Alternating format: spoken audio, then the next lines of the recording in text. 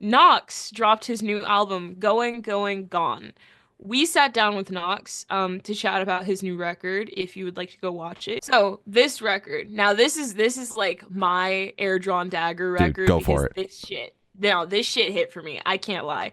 So, going in, obviously we got the stream for the record prior to the interview, but because of how it was shared, it was you finish one song, you have to exit out, and then you have to manually click another one. It was out of order, so you kind of had to search around. Oh, fuck, where's three? I just Yeah. finished two.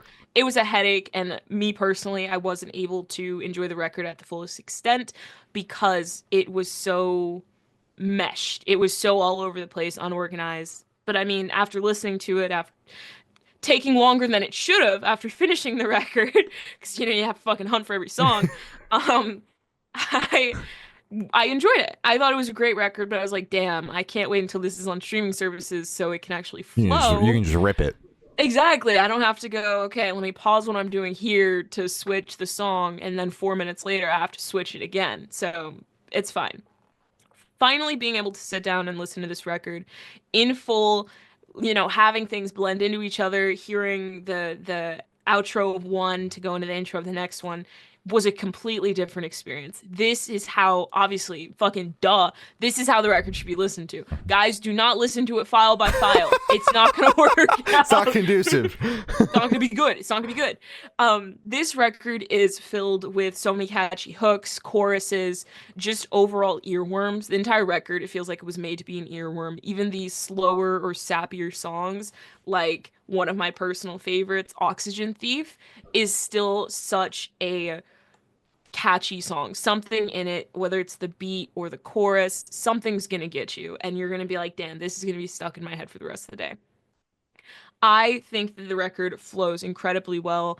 I think at some points the topics of the songs get a little repetitive, Hmm. but it was more of a joke in my head of just like how a lot of the songs are like, damn, this girl's fucking psychotic, but I love her though. So it's like if you're okay with like five of those songs, on a how many 16 song record, that's not bad at all actually. So if you can do that, you're gonna fucking love this record. um, my personal favorites, as I said, was Oxygen Thief. I really liked Head First featuring Bill Murray. Hmm. And then I also liked Not the 1975, but obviously I have maybe 600 streams on Yeah, you that song spent a lot of time with alone. that song. And I still do. Like when it came on while listening to this record, I was like, wait, run that shit Yeah, back, you're like, actually. can we postpone the podcast? I accidentally So spent the rest of the day listening to this song. I haven't listened to the rest of the playlist, actually. I also really like the title track, Going, Going, Gone. That one, for whatever reason, I feel like because of how I listened to the record prior to it being on streaming services, my brain just did not comprehend that song. Because in the interview, he asked us, what's your favorite off the record? If I had heard, like, actually been able to focus on that song, holy shit, I would have said that one. I feel like such a dumbass because I said the 1975 because it still is my favorite Yeah. because played it 600 times. But fuck, dude, he could have dropped that as a single and I would have been so happy. It is an incredible song.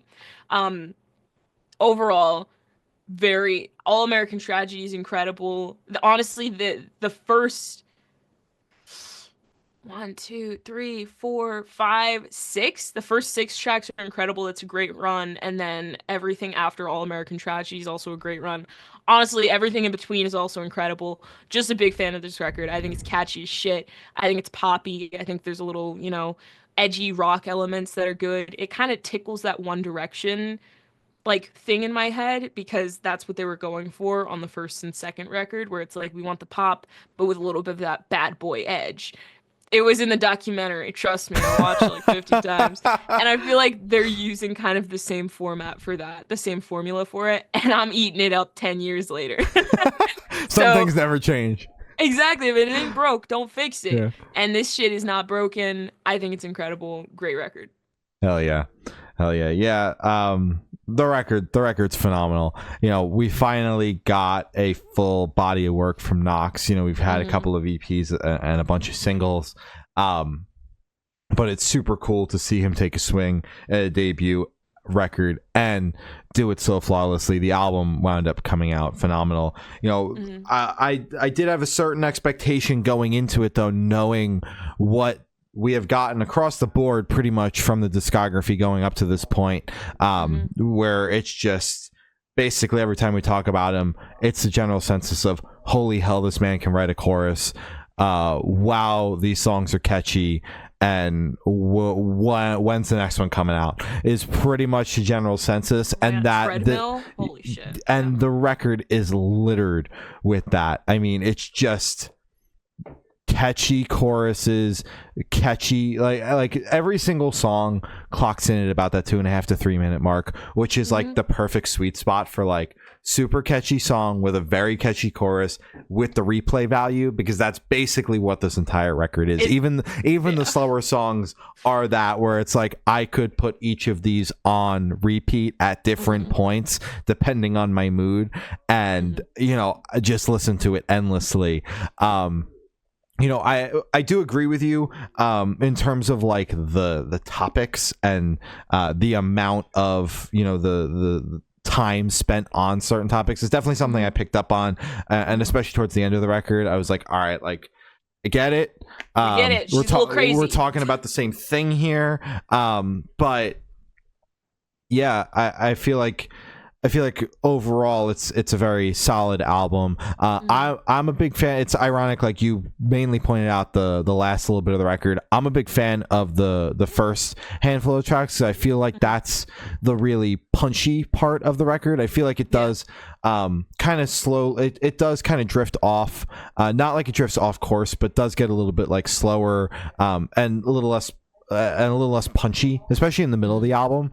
But it opens so strong with Now and Then, which I said is my favorite, and it is one of my favorites off the record. He was like, talked a little shit on that song. I don't know how it's gonna go. And I'm into it. I think it opens the album very well. You Happened is like the literal definition of catchy ass chorus. Going, going, gone. There's a reason why this song is the title track. It is incredibly strong as well. Pick Your Poison and She's Not Okay is fantastic as well. I really enjoy like the first 5 songs on this record. It opens up incredibly strong. The Bill Murray features a crazy pull. It's like, what the fuck? Who put that together? And it's awesome. I like the DJ as well. Happy Ever After All. And then of course, Not the 1975. What a way to close it. But yeah, just absolutely knocked it out of the park with this record. It's phenomenal. If you're a fan of like Glory said, the One Direction, or even something a little bit edgier in like the Panic! At the Disco, All American Rejects kind of space, because that's what he mentioned in the interview. This is exactly the record for you. He's going on a headlining tour. Dates are selling out. But peep the dates. Of course. Yeah, peep the dates. He also just announced some overseas dates headlining this morning as well. So peep the dates. Coming to a city near you. I highly recommend this album. It's phenomenal. And watch our interview with Knox about the record. Do that. Hell yeah.